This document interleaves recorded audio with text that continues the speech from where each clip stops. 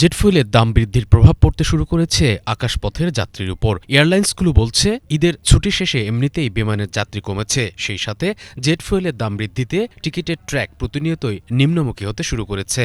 আচ্ছা, আমরা তো শুধু ডোমেস্টিক নেটওয়ার্কে অপারেট করি এবং ডোমেস্টিক 4টা নেটওয়ার্কে অপারেট করি। আমরা যশোর এবং রাজশাহী অপারেট করি না। তো সেই ক্ষেত্রে আমরা যে বাকি ডেস্টিনেশনগুলো এখানে আমরা 1200 টাকা করে ফুয়েল সারচার্জ অ্যাড করেছি।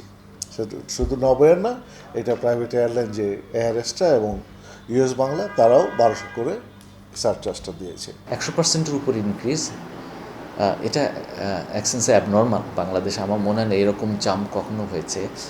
তো আমরা যেটা বাড়িয়েছি ফুয়েল সারচার্জ হিসাবে সব মিলে 1200 টাকা দিতে হবে।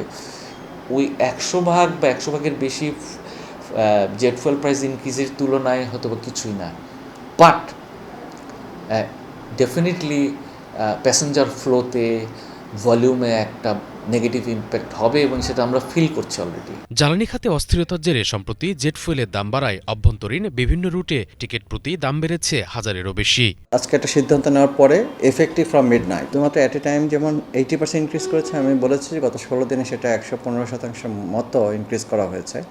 এইটা আসলে ডিরেক্ট প্রভাবটা আসলে যেমন এয়ারলাইন্সের উপর পড়ছে অ্যাজ ওয়েল এজ এটা প্যাসেঞ্জার উপরে পড়ছে। ঢাকা থেকে কক্সবাজার, সিলেট, চিটাগাং এবং সৈয়দপুর যে ইন এডিশন ফুয়েল সারচার্জ হিসেবে আমাকে 1200 টাকা আসলে ইন এডিশন যোগ করতে হয়েছে। সাথে সাথে যশোর এবং রাজশাহীতে আমাদেরকে 1000 টাকা যোগ করতে হয়েছে।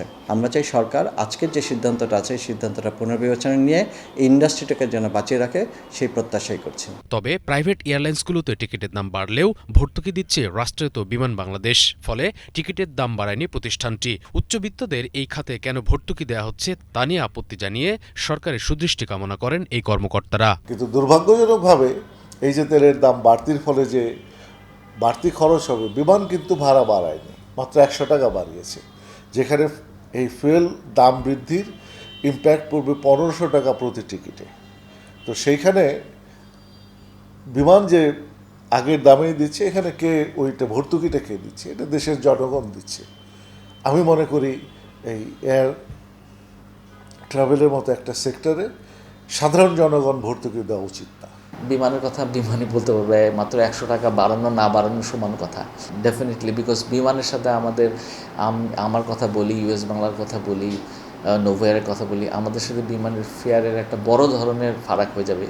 সো ডেফিনেটলি বিমানে আরও বেশি যাত্রী ডাইভার্ট করবে। ডিরেক্টলি ইনডিরেক্টলি ভর্তুকি পায়, যা আমরা সবাই জানি। সেখানে ইন্ডাস্ট্রির আমরা আরও যে 3 জন আছি, ইউএস বাংলা, আমরা বা নোভোএয়ার মিলে, আমরা 3টি এয়ারলাইন, আমরা তো তেল কিনি প্রিপেইড, অ্যাডভান্স টাকা দিয়ে রাখি, তারপর আমরা তেল কিনি। বাট ডেফিনেটলি আমরা চাইব কর্তৃপক্ষ যেন সব এয়ারলাইনগুলো কি একই দৃষ্টিতে দেখে এবং একইভাবে যেন সার্ভ করে। তবে বিমান বাংলাদেশ এয়ারলাইন্সের ভাড়া বাড়ানোর প্রক্রিয়া চলমান রয়েছে বলে জানা গেছে। মধ্যপ্রাচ্যের অস্থিরতায় শিগগিরই বিশ্বব্যাপী জ্বালানি তেলের দাম কমার কোনো সম্ভাবনা দেখছেন না খাত সংশ্লিষ্টরা। শুভ ইসলাম, বাংলাভিশন, ঢাকা।